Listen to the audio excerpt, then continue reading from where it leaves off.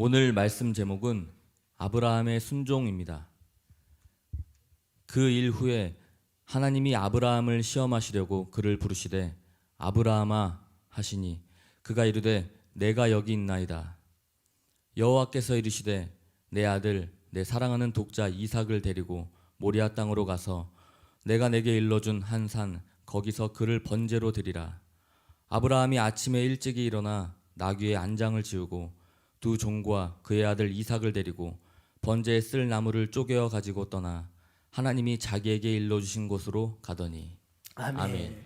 제가 어렸을 때요, 농사 짓는 것을 가만히 보면 어르신들이 저는 직접 소를 몰아보지 못했지만 아무튼 제가 이렇게 들판에 나가면 어르신들이 한창 이 여름에 바쁠 때 소를 가지고 이제 논밭을 이렇게 갈아요. 그러면 어느 소는 하루 종일 주인이 일을 시키면은요 그대로 순종하면서 그 주인이 말하는 것을 잘 따릅니다. 일이야 하면은 출발합니다. 그래서 워 하면 딱 멈춰요. 우리 청년들 잘 모를 거야. 그리고 이제 돌아 하면 돌아요. 그래서 그 소는 뭐 주인이 욕할 필요도 없고 화도 나지 않고 때릴 필요도 없어. 하루 종일 그래서 능률이 쫙 올라가고 소도 그냥 즐거움을 하니까 좋고 주인도 편하고 일도 많이 하고. 그래서 주인은 이제 일이 끝난 후에 너무나 고맙다는 마음으로 이제 소를 먹을 것을 많이 이렇게 줍니다. 그런데 어떤 소는 보면 특히 나이 어린 소들 이제 젖을 땐 이제 1, 2년밖에 안 되는 이런 소는 밭을 가는데 이랴 하면 안 가. 그러면 할 수 없이 앞에서 이랴 하고 먼저 이제 시동을 걸려고 막 끌려갑니다. 그럼 안 가. 끌어도 이렇게 말을 안 들으면 어때요? 때려요. 있어요. 자, 하면 코 줄이는 걸 쫙 칩니다. 여기 옆에를 쫙 쳐요. 그러면 그래 이제 막 속상해서 때리는 거예요. 왜 맞습니까? 말을 안 들으니까, 순종을 안 하니까. 이스라엘 역사를 보세요. 개인이나 민족이나 다 하나님 말씀을 순종할 때는 하나님이 기뻐하시고 그들의 삶이 평안이 넘칩니다. 은혜를 주시고 복을 주십니다. 하는 것마다 복이 되게 하셔요. 그러나 말씀대로 순종하지 아니할 때 하나님은 이 선지자들을 보내서 속상해 하시는 거예요. 내 마음이 답답하다. 내 마음이 불붙는 것 같다. 내가 내 백성 때문에 견딜 수 없다. 왜? 순종하지 않아서. 이런 불순종을 해서 이스라엘 백성들 어땠습니까? 불순종 때문에 그렇게 당하지 않아야 할 갖가지 환난과 기근과 전쟁과 질병과 슬픔과 고통을 당했습니다. 왜요? 순종하지 않았기 때문에. 하나님께서는 애굽 땅에 10가지 재앙을 내리셔서 하나님 은혜로 이스라엘 백성들을 이제 엑소더스, 그 바로의 이 왕의 노예 생활을 드디어 다 탈출시킵니다. 그래서 이제 모세를 따라서 홍해를 기적같이 건너가지고 드디어 축복의 땅, 약속의 땅 가나안을 향하여 나아갑니다. 그런데 그 광야, 이 광야에 있을 때 어땠습니까? 이 이스라엘 백성들이 불순종합니다. 지도자 모세의 인도를 따르지 아니하고 우리를 왜 여기까지 와서 힘들게 광야를 걷게 하냐고, 이 고기도 못 먹게 하고, 이 퍽퍽한 광야에 왜 우리를 끌어가지고 난리냐고 막 원망하고 대적하고 막 불평합니다. 지도자 모세의 말에 순종만 했더라면 그들은 10하루길이면 약속의 땅, 축복의 땅, 가나안 땅에 들어갈 수 있었습니다. 아멘. 그러나 불순종으로 말미암아 어떻게 됐습니까? 무려 40년 10하루길을 넘으면 갈 수 있는데 11일이면 갈 수 있는데 말할 수 없는 어마어마한 시간들을 어때요? 완전히 뺑뺑뺑 40년을 뺑뺑뺑뺑뺑뺑 돌고, 뺑뺑만 돌면 그만입니까? 그걸로 끝나는 게 아니라 원망 불평하다가 어때요? 다 가나안 땅 약속의 땅에 들어가지 못하고 거기서 다 죽었습니다. 다 죽었어요. 얼마나 안타깝습니까?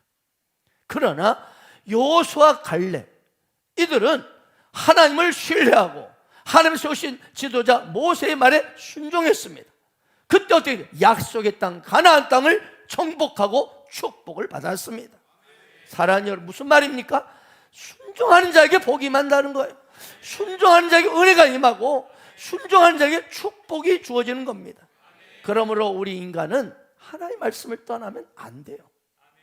영적 지도자의 말을 떠나면 안 됩니다. 아멘입니까? 하나님 말씀을 떠나고 불순종하고 영적 지도자의 말에 불순종하면 함정에 빠지든지 가는 길이 수많은 불뱀과 독사 여기에 다 물리게 돼 있어요. 이것이 이스라엘 백성들의 이 가나안 땅으로 가는 길에 광야의 여정에서 우리에게 보여주는 메시지입니다. 아멘.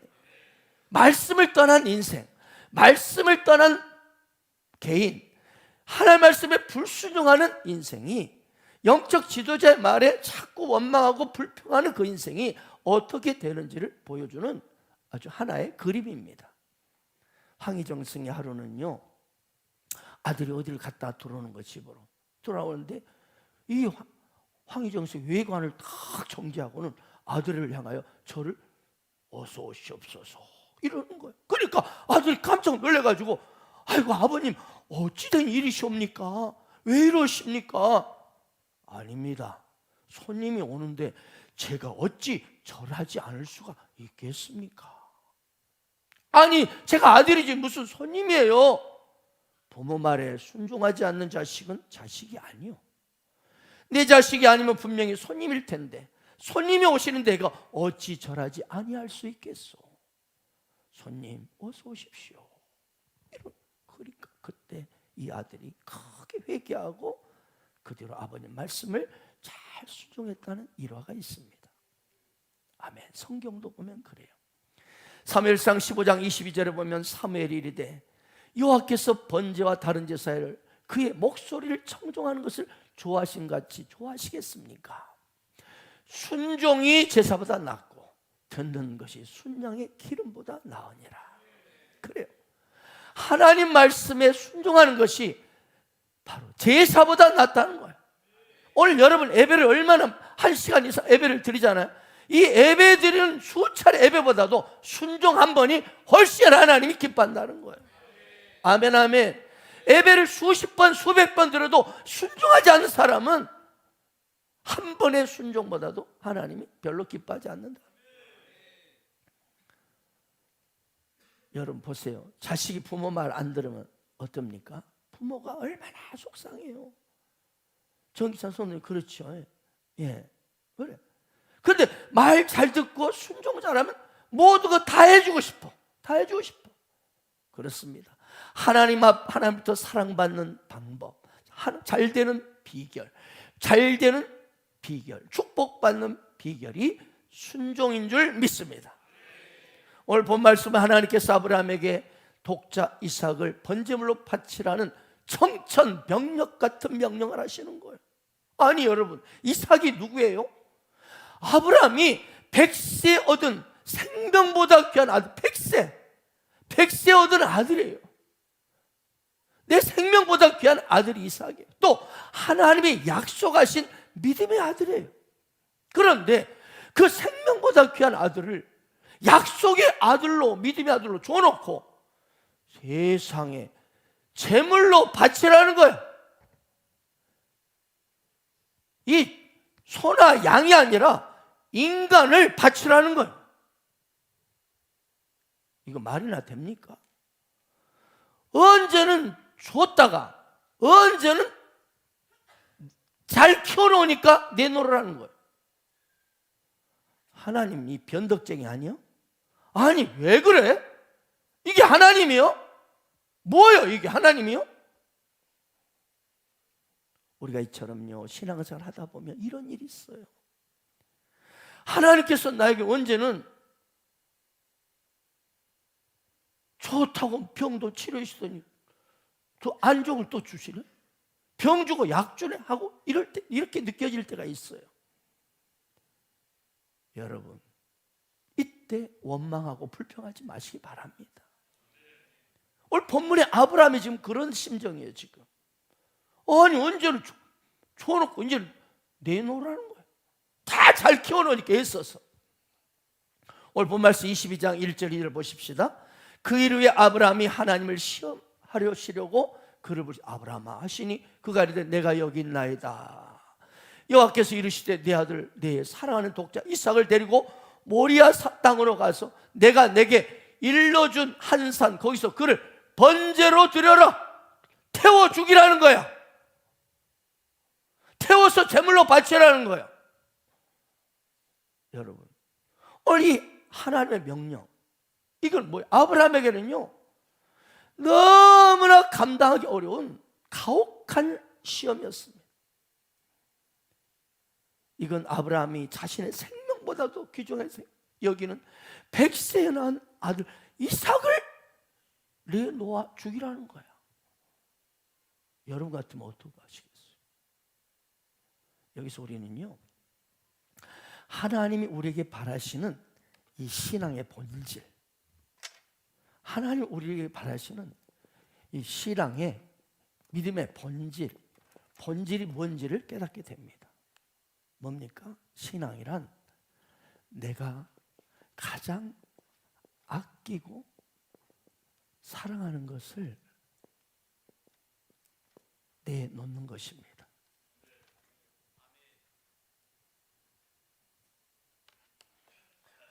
신앙이란 내가 아끼고 사랑하는 그것을 하나님이 원하시면 드릴 수 있는 것입니다. 그렇습니다. 여러분, 내 인생에 가장 소중하고 목숨보다 귀한 것이 있어요. 근데 하나님이 달라 하실 때 어떻습니까? 내놓을 수 있겠습니까? 내놓을 수 있습니까? 이것이 하나님이 기뻐하는 성숙한 믿음입니다. 또 하나 여기서 성숙한 믿음이 무엇인지를 배우게 됩니다. 믿음이란 내가 가장 사랑하고 아끼는 것을 뭐예요? 포기하는 거예요. 포기하는 거. 포기하는 거. 오늘 아브라함을 보면서 여러분 믿음의 지금 이제 마지막 테스트예요. 여러분 아브라함 인생 가운데 마지막 믿음의 클라이맥스입니다. 아브라함은 이 마지막 믿음의 시험 테스트를 거치면서 그들 완전히 어마어마한 복의 사람으로 축복을 받습니다. 아멘 아멘.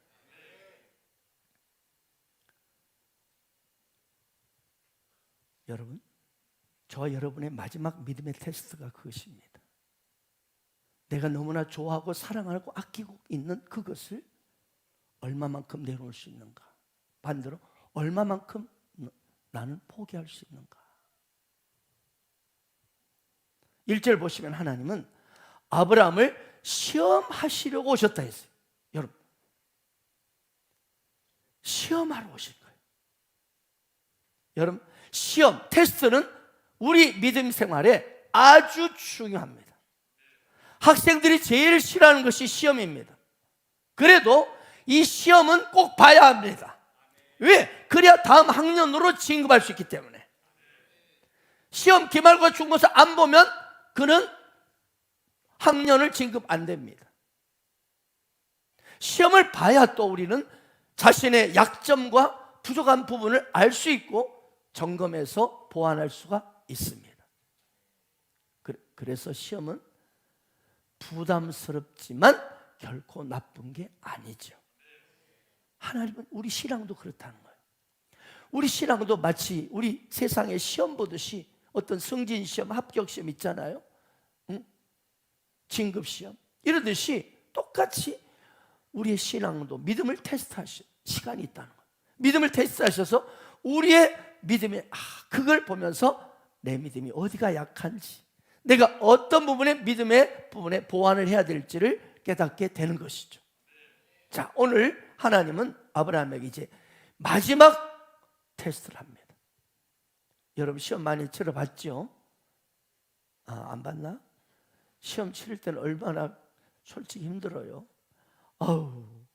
그냥 밤을 새야 되고 어떨 때는 막 이것저것 막 그 시험 자료들 막 여기저기 친구들한테 선배들한테 해서 막 취해서 어떻게 작년에 어떻게 나왔어요? 시험이 어떻게 좀 가르쳐 정보 좀 주세요. 몸부림칩니다. 그리고 시험 날이 점점 다가오면 얼마나 초조합니까?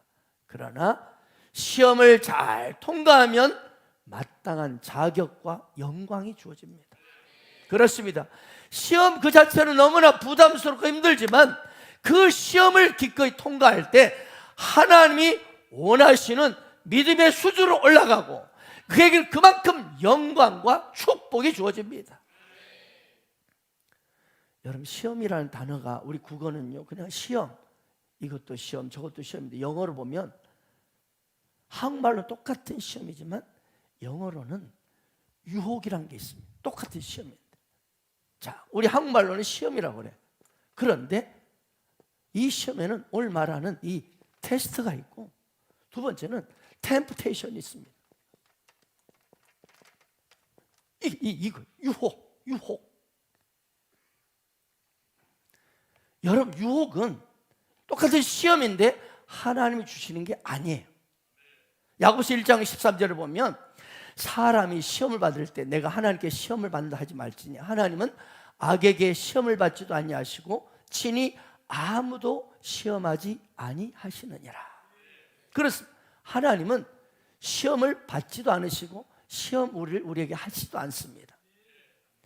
많은 사람들이 나의 자격을 점검하는, 신앙의 어떤 자격을 점검하는 테스트와 유혹을 받는 템테이션을 구분하지 못하기 때문에 하나님을 원망합니다.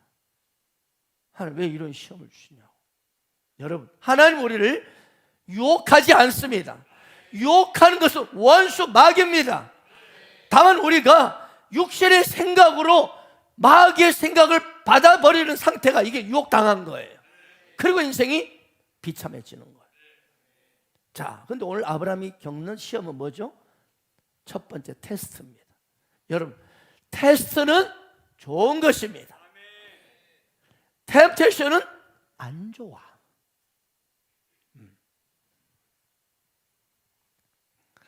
자, 하나님 주신 시험은 테스트입니다.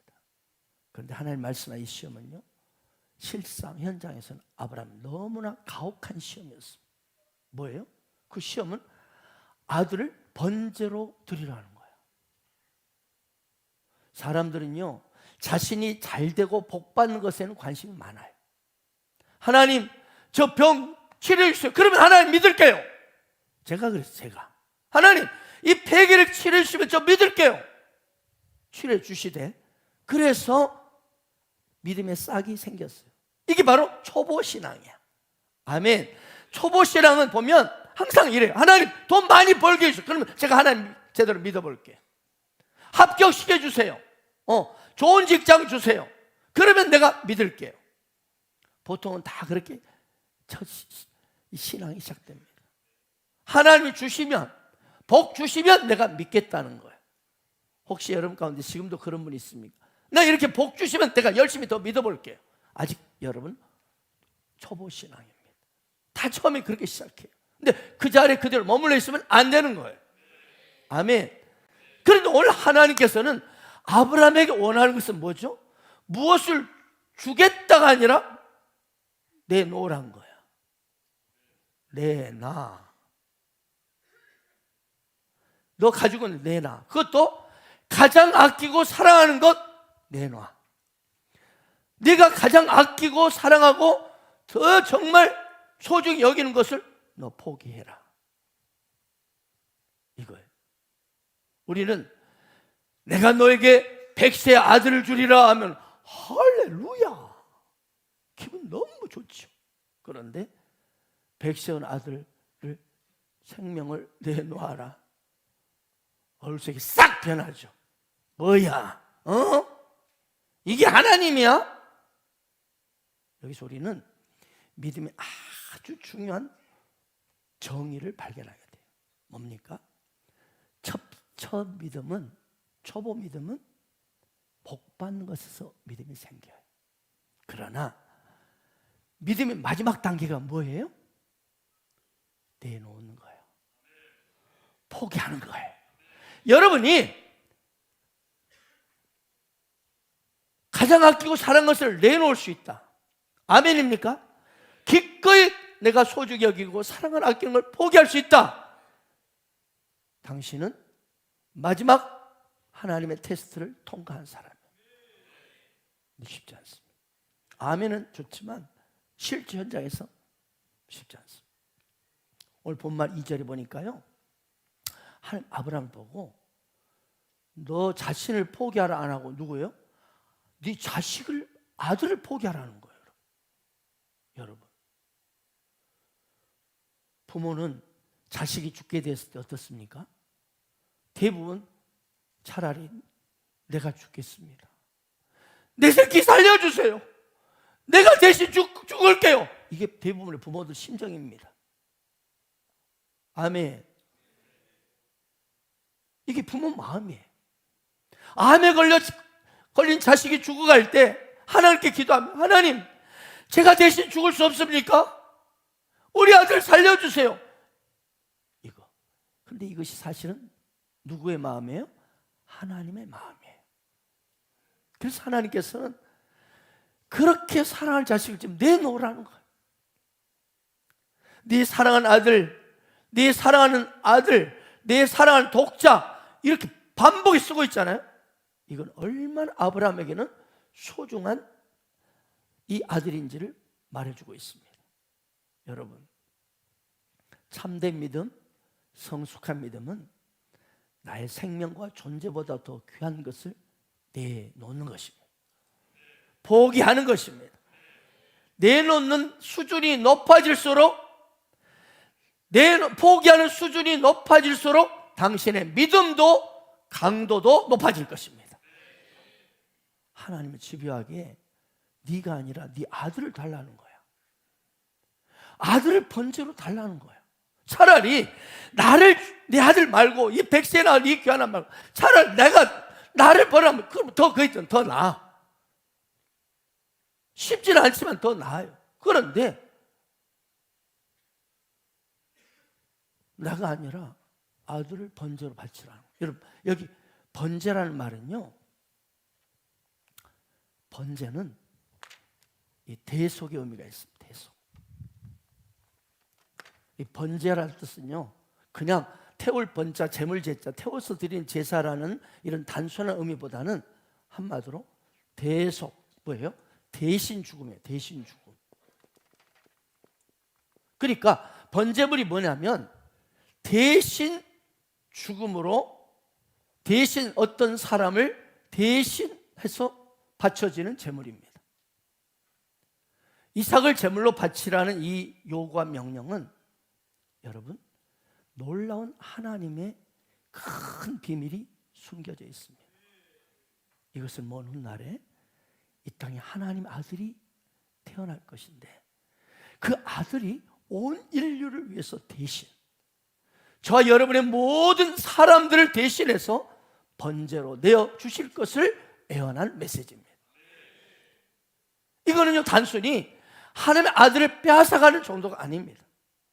그러므로 이삭은, 번제는 다른 사람을 위한 거예요. 다른 사람 죽음이에요.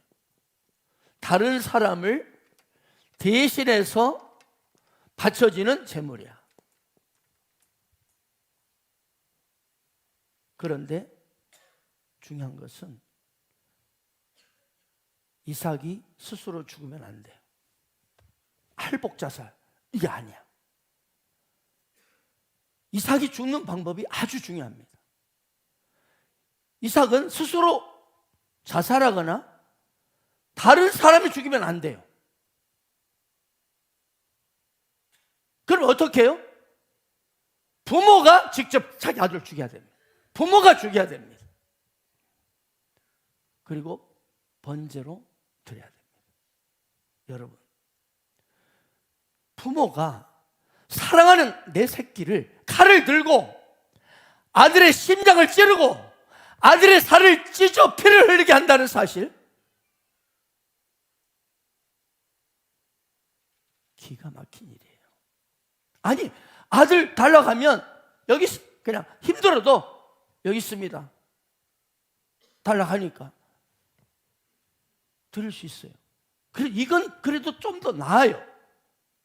그런데 그런 방법은 안 된다는 거예요. 뭐예요? 아버지가 직접 칼을 들고 자기 아들을 심장을 찔러야 합니다. 여러분, 아버지가 내 사랑하는 내 생명보다 귀한 아들을 내가 직접 칼을 들고 심장을 찔러야 돼요. 그리고 사지를 갈라야 돼요.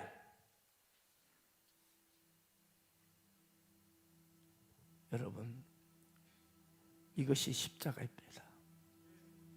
기막힌 심정으로, 그것도 내 새끼를, 내 아들을 심장을 찔러놓고 갈가 찢으면서 피 흘리며 고통당하는 아들을 직접 자기 눈으로 똑똑히 보는 것입니다. 이것이 바로 독생자 예수 그리스도를 십자가에 당신이 직접 못 박게 하시고 그 피 흘리고 고통 속에 죽어가는 그 현장, 아들을 자기 눈으로 보는 현장이 십자가입니다. 아들이 피를 흘리면서 엘리 엘리 라마 사박단이 외쳐요. 그때 하나님 아버지가 그걸 보고 있는 거야. 내가 심장을 찌르고 찢어놓은 온 우주를 말씀하면 창조하신 능력의 하나님이 얼마든지 그 현장을 그렇게 안 할 수 있어요. 그런데 로마 병사를 끌어들여서 죽입니다. 나의 하나님, 나의 하나님, 어찌하여 나를 버리십니까? 아들의 음성을 내가 보는 거예요. 내가 찔러놓고 아버지 왜 나를 이래요? 왜 나를 이렇게 하시는 거예요? 그 모습을 하나님 아버지는 피할 수 없었어. 이것이 십자가입니다. 이것이 저와 여러분을 향한 하나님 아버지의 바로 이해할 수 없는 crazy love, 미친 사랑입니다.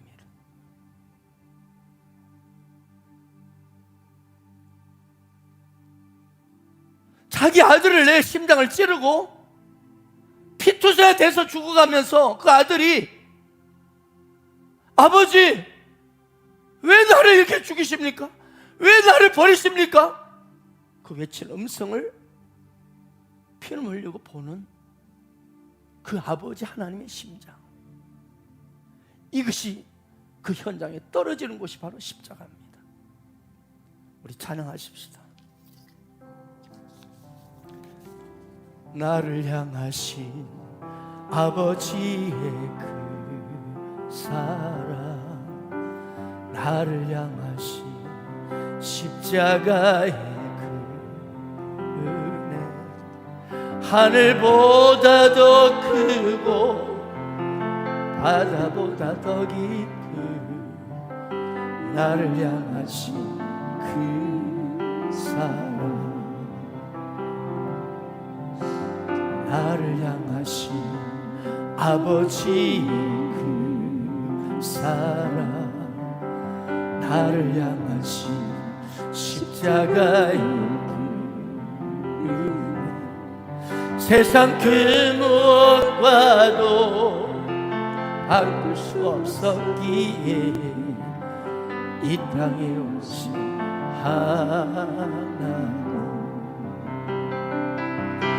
십자가 사랑 나를 숨쉬게 했고 흘린 그 피가 영원히 살게 하네.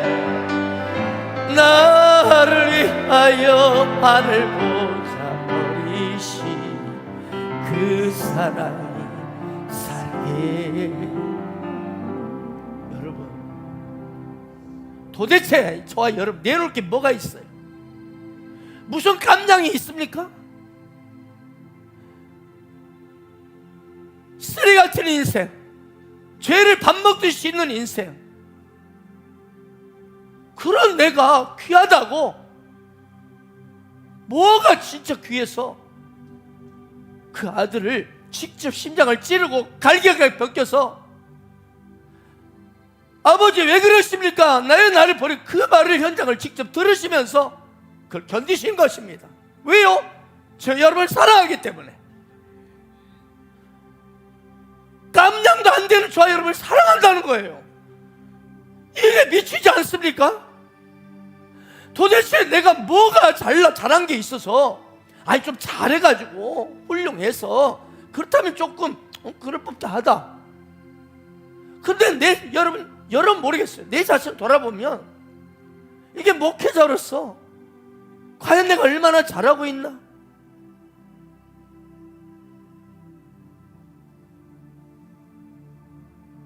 그런 나를 뭐가 귀하다고, 뭐가 그리 좋으시다고 그 아들을 심장으로 찔러서, 자기 아들을 사질 저기 해서 완전 피소에 먹이고, 그 아들이 그런 하소연 소리, 아버지 왜 나를 버리세요?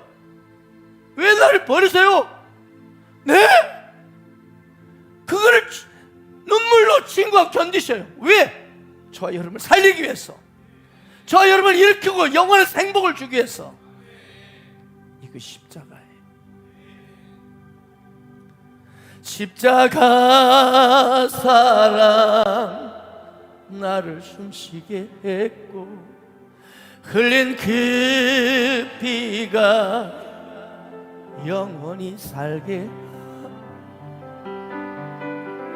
나를 위하여 하늘 보사 버리신 그 사랑이 살게 하라.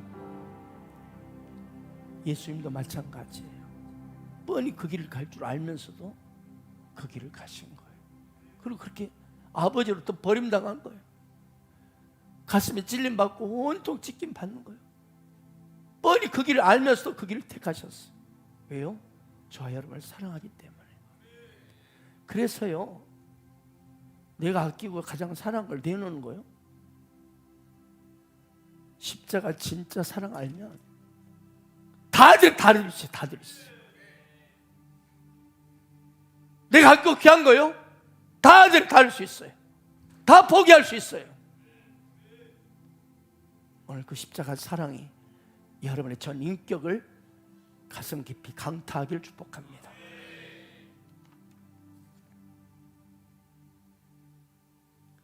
내 새끼를 죽여서 번제물로 바치는 걸 좋아할 부모가 어디 있습니까?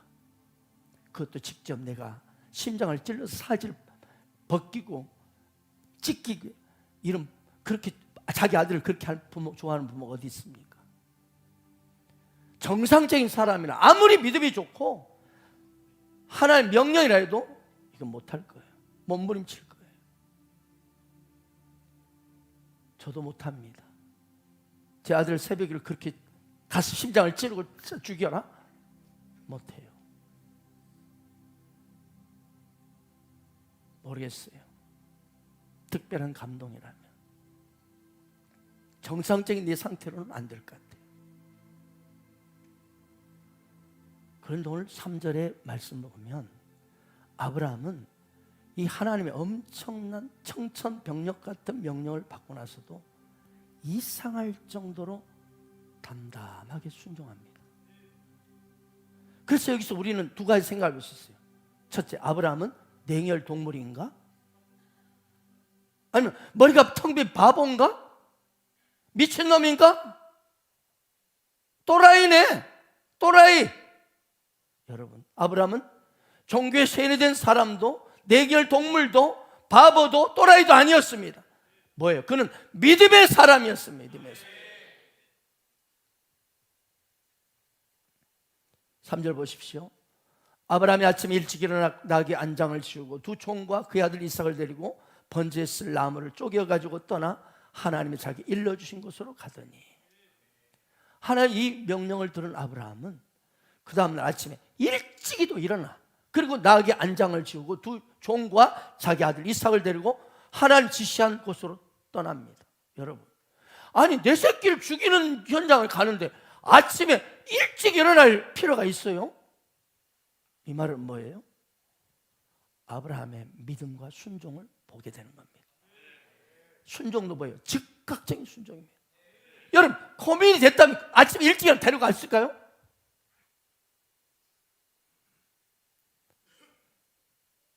이때 또 하나는 마누라 사라에게 상의를 안 했다는 거예요. 이게 믿음이에요. 믿음이란 다 상의하는 게 아니에요. 만약 아내에게, 사라에게 이 내용을, 명령을 이야기했다면 이 일이 이루어지지 않습니다. 여보, 미쳤어요? 끝났어요, 이미. 그런데 믿음이야. 믿음은 늘 상의하는 게 아니에요. 믿음은 1대1이에요. 부부간에 사랑하고 격려하고 온 마음을 나누고 함께하고 서로 육신의 걸 함께 다 나누는 걸 좋아해요. 그러나 믿음은 그렇지 않아요. 다 나누는 게 아니에요. 이것저것 다 설명하는 게 아니에요. 나의 단독 믿음으로 가는 거예요. 아멘. 함께 가기를 원하지만 단독으로 가는 것이 믿음이에요. 남편 따라 가는 것도 아니고 아내 따라 가는 거 아니고 주님 앞에 서면 단독자로 서기 때문에, 단독자로 서기 때문에 마누라 치마 잡고 올라가는 거 아니에요. 단독자예요. 그러므로 오늘 보세요. 아브라함은 아내와 사라하고 그렇게 사랑하는 사라인데 상의하지 않습니다. 이게 믿음이에요. 오늘 아브라함은 순종도 즉각 순종합니다. 머뭇거림이 없어. 아브라함이 아무런 마음의 고통이 없었을까요? 아니죠. 심장이 찢어질 듯 아팠을 거예요. 근데 어떻게 이렇게 자신의 감정을 아내에게도 숨기고 아내에게도 표정을 전혀 숨기고 이렇게 즉시 순종할 수 있었을까? 여러분, 그래서 믿음은 순종이고 믿음은 결단입니다. 믿음은 순종이고 믿음은 결단이에요. 마음이 결정되지 않은 채 여러분 따라가다 보면 반드시 방황하게 돼 있어요. 상황이 좋고 따뜻할 때는 할렐루야 순종합니다 하는데 실제 강력한 위기가 오면 방황 흔들립니다. 그리고 막 핑계거리를 대려 합니다. 그러나 마음에 결단된 사람은 위기가 와도 그냥 갑니다. 그냥 가는 거예요. 왜? 나 같은 놈을 살려줬거든. 이런 엉터리 인생을 살려줬거든. 말도 안 되는 지옥불에 던져질 영원토록 고난의 연기가 세수도록 올라가는 그 유황불에 떨어질 놈을 영원한 행복으로 옮겨주셨거든. 그러니까 가는 거예요. 비바람이 앞길을 막아도 가는 거예요. 이것이 믿음이에요. 아브라함 믿음에는 이게 있었어요. 믿음의 결단이 있었어요. 마음은 너무나 아팠지만 결단한 거예요. 나를 여기까지 수많은 실수에도 불구하고 나를 이렇게 아름답게 인도하신 하나님, 그걸 아브라함은 너무나 많이 경험했던 거예요. 실수하고 넘어지고 또 못된 일에도 오히려 축복으로 바꾸신 하나님, 이 사랑에 그는 이미 내 인생은 내 것이 아니라고 이미 선언했던 거예요. 내 인생에 다가오는 모든 것 다 주님. 그리고 지난날에 그 연약함과 실수와 고통이 오히려 모든 것을 기쁨으로 바꿨다는 사실을 수없이 경험했기 때문에 그는 결단한 거예요. 이런 엄청난 고통도 반드시 하나님 축복하신다. 하나님이 이 아들을 거둬가시면 더 좋은 아들 2-3명을 더 줄 것이다. 아마 이런 생각도 했을 거예요. 내가 이처럼 생명보다 귀한 아들을 하나 뺏어가지만 뺏어간 하나님이 지난날 돌아보면 반드시 너댓 명 더 줄 것이다. 너댓 명이 아니죠. 수억 명을 아브라함 통해 주셨잖아요. 저와 여러분까지. 할렐루야. 네 아들 내 사랑하는 독자 이삭을 내가 지시하는 산에서 번제로 드렸을 때 인간적으로는 도저히 감당할 수 없었어요. 그러나 그는 이미 결단이 돼 있었어요. 죽으면 죽으리라. 기꺼이 어떤 것도 주님이 명하시면 나는 가리라. 우리가 배워야 할 믿음이 바로 여기에 있습니다. 하나님 무슨 말씀하시든지 무슨 내가 감당할 수 없는 것을 요구하시더라도 저는 순종하기로 결단합니다. 이해가 되지 않아도 유익이 없어도 저는 순종합니다. 이걸 결단한 것입니다. 이것이 성숙한 믿음입니다. 여러분이 이 믿음이 있기를 축복합니다. 이해가 되지 않아도 유익이 없어도 왜라고 따지거나 의심하지 않고 순종하는 것이 성숙한 믿음입니다. 여러분 얘들 보세요. 왜요? 왜 제가 해요? 왜 나만 그래? 왜? 이게 어린아이들이에요. 믿음도 마찬가지예요. 왜 그래요? 왜 하나님? 왜 목사님 왜 그래요? 왜 나에게 그래요? 왜?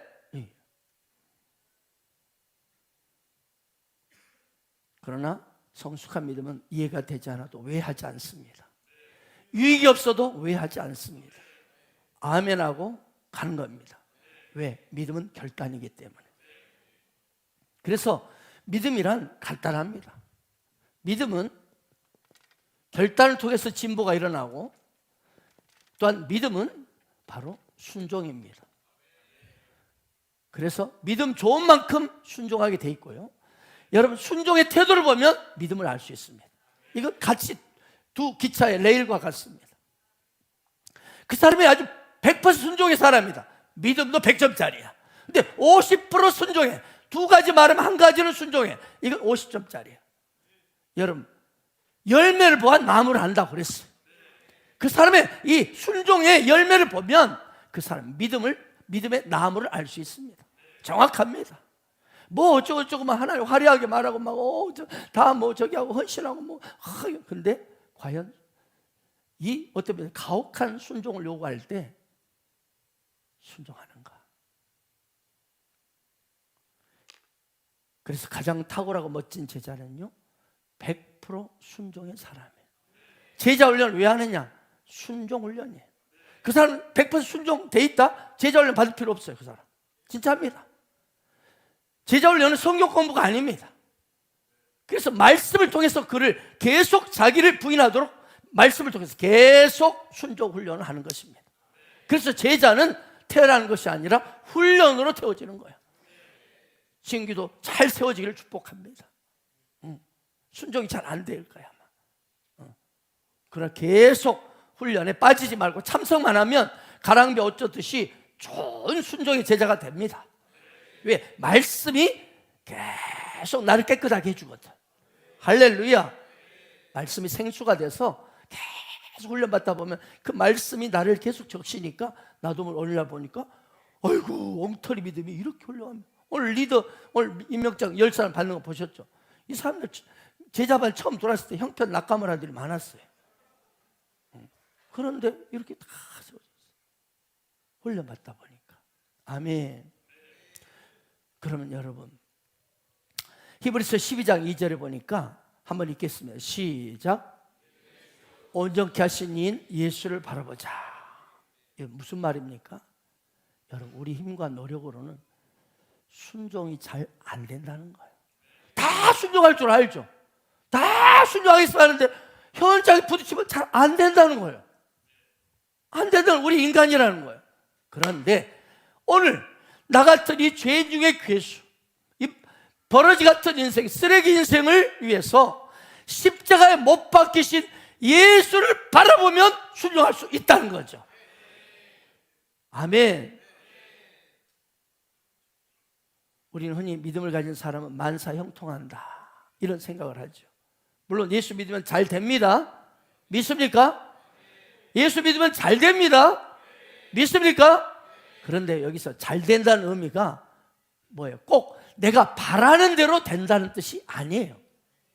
아멘 아멘. 잘 생각하십시오. 여러분 잘 된다는 것이 무조건 내가 원하는 대로 다 되는 것이 아니고 아멘 아멘. 내 뜻대로 바라도 안 될 수 있어요. 근데 이것이 잘 될 수 있는, 잘 되는 거야. 아멘 아멘. 우리가 신앙생활을 시작하면서 하다 보면 내가 원하는 대로 바라는 대로 되지 않고 빗나갈 수도 있어요. 그러나 그건 내 관점에서 빗나간 것이지 하나님 관점에서는 그게 잘 된 거예요. 빗나간 게 아니에요. 아멘. 오히려 내 관점에서 실패했다, 빗나갔다 하는 것이 축복일 때가 많습니다. 기억하시고, 그래서 우리는 합력하여 선을 이루는 거예요. 이것이 진짜 잘 되는 복이에요. 저는 첫 번째 대학 시험에서 떨어졌습니다. 광주 교대를 시험을 봤는데 보기 좋게 딱 떨어졌습니다.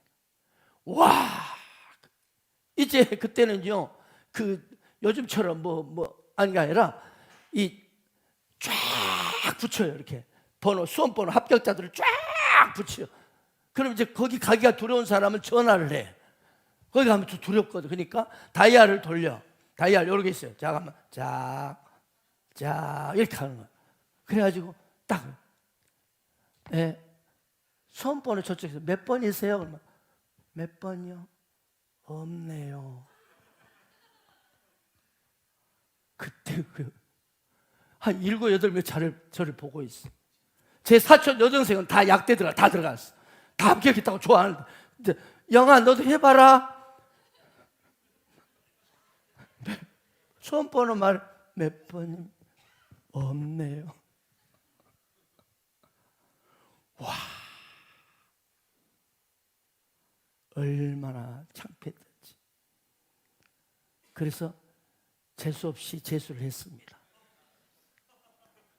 이듬해 사범대 국어교육과 합격했어요. 그리고 중등 국어교사가 된 거예요. 그 당시 만약 교육대학에 합격했더라면 저는 초등학교 선생님 되었겠죠. 그런데 떨어졌어. 기가 막힌 창피와 속상했어. 그래서 다음에 이제 시험을 봐서 이 국어교육과에 합격했어. 지금은요, 초등교사나 중등교사가 별 차이 없어요. 그러나 그 당시 벌써 한 몇 년 전이죠. 한 40년 전이죠. 40년 가까이 되네요. 그전에는요, 초등교사, 중등교사 봉급 차이는 상당했습니다. 호봉도 엄청 차이가 있고요. 또 사회적으로 인정하는 것도 달랐어요. 초등학생들은 코올레기들 한다고 무시했어요.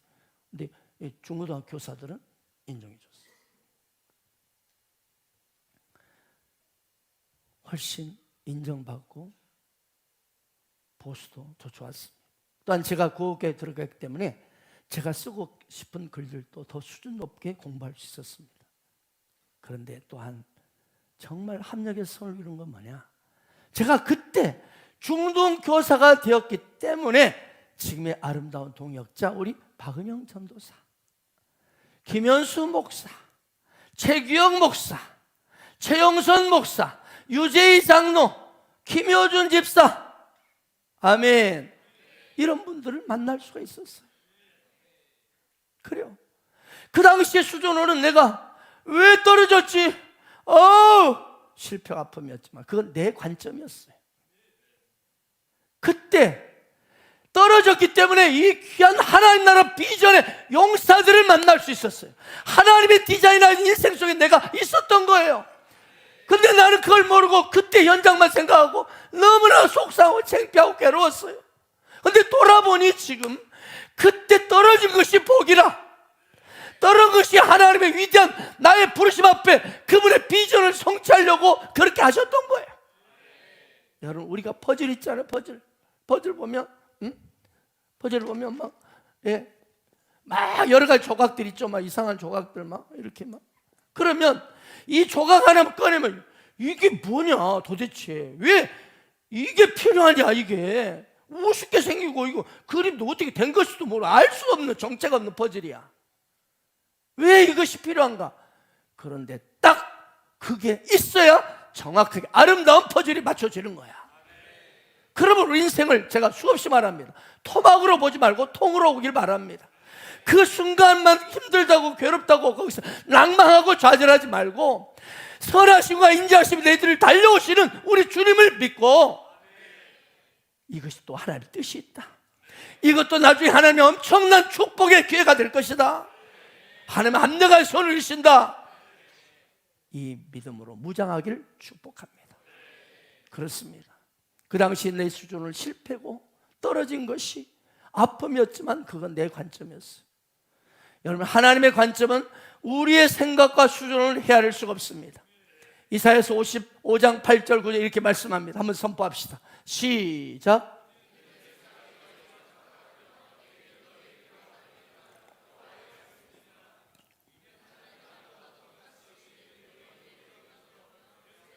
너희 생각보다 높으니라. 아멘. 우리 정상의 성도 그렇고 지용도 그렇고 승준도 그렇고 이 실패가 오히려 예수 믿게 됐잖아요. 만약 망하거나 실패 안 했더라면 이렇게 됐겠어요? 자기 잘난 맛으로 살지? 여러분, 우리 인생이 그래요. 또 예수 믿고 있는 과정에 실패가 있을 수 있어요. 그런데 반드시 이 실패를 더 큰 축복이 오는 거예요. 이것이 인 크라이스트의 축복이야. 믿으시길 바랍니다. 아멘. 하나님 우리 인생 가운데 실패를 오히려 역전적 대단한 성공으로 바꿔주십니다. 이것이 십자가의 역설입니다. 아멘. 아브라함은요, 이 독자 이삭을 번제단에 드리는 이 기가 막힌 아픔의 사건을 통해서 어떻게 돼요? 그 인생 완전 반전돼 버립니다. 어마어마한 축복을 받게 버립니다. 그 기가 막힌 고통 앞에 순종하니까, 할렐루야. 그 기가 말도 안 되는 그 현장 앞에 기쁨은 아니겠죠. 기꺼이 결단하고 순종했더니 나중에 보니까 어마어마한 복이 오는 거예요. 아멘 하기를 축복합니다. 여러분, 지금 부담스러운 어떤 문제가 있습니까? 야, 이거 너무 벅차다. 이건 안 될 것 같다. 이거는 안 돼. 여러분, 순종하세요. 재정에 어려움이 있어서 이건 어려울 것 같아요. 제가 지금 건강이 좀 안 좋아서 이건 너무나 부담스러울 것 같아요. 여러분, 죽으면 죽으리라. 하나님은 절대로 그 믿음을 죽지 않게 하십니다. 망하면 망하리라. 절대 망하지 않아요. 절대 망하지 않아요. 우리 하나님이 어떤 분인데, 그 믿음을 보고 축복하시는데, 내 믿음대로 될지다 했는데, 그래서 차라리 이러다 죽자.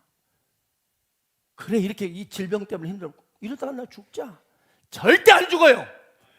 엄청 건강해져요. 이러다가 우리 재정으로 이거 새빵살이도 쫓겨나게 생겼다. 여러분, 절대 쫓겨나지 않아요. 하나님이 어떤 분인데요? 말씀하면 천지를 창조하신 분이시고 죽은 자를 살리신 분인데 어찌 그까지 재정 문제, 건강 문제, 관계 문제 그런 걸로 여러분 하나님 복 안 주겠습니까? 아멘입니까? 나중에 보면 엄청난 축복을 받습니다. 이게 지금 창세기 2장 16절 18절이에요. 한번 읽어보세요. 시작. 이시되 여호와께서 이르기를 내가 나를 가르쳐 명세 네가 이같이 행하여 내 아들 내 독자 악기 자녀였은지 내가 내게 큰 볼 주고 내 씨가 번성하여 내 씨가 그 대적의 성문을 찾아 또 내 씨로 말 천하 만민이 복을 받으리니 이는 내가 나의 말을 이 사건 때문에 천하 만민이 아브라함의 후손이 돼버린 거야. 그 하나를 가장 소중하고 귀한 것을 그냥 포기하고 던져버렸더니 한 명이 아니라 수천억 명이 아들이 생겨버린 거야. 아들이. 아멘 아멘. 이것이 하나님의 놀라우신 이끄심과 인도예요. 믿으시 바랍니다. 그래서 존 비비언은 순종을 하나님의 권위 아래 누리는 보호와 자유다 했어요. 여러분, 순종이 겉으로 보면 어때요? 부담되죠, 인간적으로. 순종하래. 또 순종하래. 힘들어. 부담돼. 그냥 왜 나를 이렇게 강요하는 거야?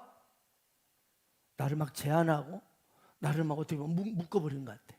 여러분, 그게 아니에요. 십자가는 역설이에요. 순종하게 되면 그 가운데 놀라운 평안이 있습니다. 그 가운데 하나님의 권위 아래 절대 보호와 자유가 임하는 거예요. 실제 여러분 불순종해 보세요. 불순종해 보면 어때요? 얼마나 불편하고 답답합니까? 목사님 보기도 막 저기에 싹 피하려고 그래. 저 위로 올라가고 2층으로 꼭 올라가 보려고 또 혹시 살짝 보이면 싹 들어가 버리고 얼마나 불편해. 힘들어. 오히려 본인이 괴로운 게 불순종이에요. 미련 곰탱이 그걸 몰라. 아니 순종해버리면 할렐루야 목사님 이렇게 할 수 있는데 불순하니까 자꾸 막 피해 막 그러고 막 이렇게 저 가셨어 저기 막 이런단 말이에요. 일어나. 얼마나 눈치 보이고 눌리고 불순했다는 것 때문에 눌리잖아요. 눌려 자꾸. 여러분 순종해 보세요. 하나님의 임재가 있고 그분의 보호 아래 자유와 평안이 넘치게 되는 겁니다. 시돈의 사르밧 과부 있죠. 홀로 사는 여인. 어린 자식과 홀로 살아가는 그 여인에게 남은 것은요 기름 조금과 한 움큼의 밀가루 뿐이었어요. 그래서 그걸 떡을 만들어 먹고 우리 죽자 하고 결심하고 이제 나뭇가지를 주워서 불해서 물에서 떡을 만들어서 먹고 죽으려고 그런 거예요. 두 아들하고 엄마가 여인이. 근데 어떤 놈이 와가지고 그 니들 먹은 그거 떡을 구워서 놔주라는 거예요. 아니 부잣집도 많은데 하필 뭐 마지막 남은 거 먹고 죽으려고 그러는데 그걸 내놓으라는 거야. 엘리야가. 애기 엘리야. 아니 선지자라면 이럴 수 있어요? 이제 마지막 남은 걸 먹고 죽으려는데 그거 내놔 그러는 거야. 근데 여인이 엘리야의 말을 따릅니다. 그럼 어떻게 됐나요? 평생 기름통과 밀가루통이 넘치도록 이어 끊어지지 않았습니다. 이것이 순종의 복입니다. 예수님의 제자 베드로도 마찬가지입니다. 베드로 밤새 물고기 그물을 내렸죠. 한 마리도 못 잡았어. 베드로는 몹시 속상했을 거예요. 근데 예수님이 딱 배에 오르시더니 그런 거예요. 깊은 데로 가서 그물을 내려 고기를 잡아라. 이게 베드로 상식에 맞지 않아. 아니 갈릴리 바다 전문가가 나야. 어디서 어느 때 물고기들이 회의를 잘하고 있는지 잘 알아. 다 끼고 있어. 그런데 아무리 그래서 저쪽에 회의하겠다고 가서 던졌더니 하나 안 잡혀. 지금 몇십 년째 갈릴리 바다를 저기 딱 끼고 있는데. 그런데 무식한 이 목수 출신이 목수가 어부한테 말하는 거야. 깊은 데 가서 그물을 내려라. 이거는 베드로의 이 전문가 어부로서는 목수가 그것도 목수 전문가가 어부한테 말을 해 이해가 되잖아요. 그러나 베드로는 순종합니다. 깊은 곳에 그물을 내렸어요. 그리고 어떻게 됐나요? 그물이 찢어지도록 고기가 2배 고기 가득해서 2배 막 배가 잠길 정도로 그걸 고기 많이 순종의 복이 임한 것입니다. 여러분 우리가 어떻게 하면 잘 삽니까? 아브라함 모든 걸 얻었는데 그 얻은 비결이 어디에 있었습니까? 순종입니다. 하나님의 부와 영광과 축복과 능력과 권세가 누구에게로 돌아갑니까? 순종의 사람입니다. 순종의 가정입니다. 순종한 자의 집을 찾아가는 것입니다. 현대인의 불행과 고통이 어디서 왔습니까? 하나님 말씀에 순종치 않고 육신의 생각을 따라갔기 때문에. 여러분 하나님 뜻에 순종할 때, 특별히 은혜의 복음에 순종할 때, 영의 생각에 순종할 때 모든 방황과 고통, 슬픔이 떠나가고 참된 자유와 기쁨과 번성과 건강과 부유함이 넘치게 될 것을 믿으시기 바랍니다. 아브라함처럼 말씀에 순종하는 자, 특별히 은혜의 복음에 순종하세요. 그럴 때 여러분 아브라함 누리는 이 어마어마한 번성의 축복, 영광의 축복을 다 누리시는 여러분 되기를 축원합니다. 아멘.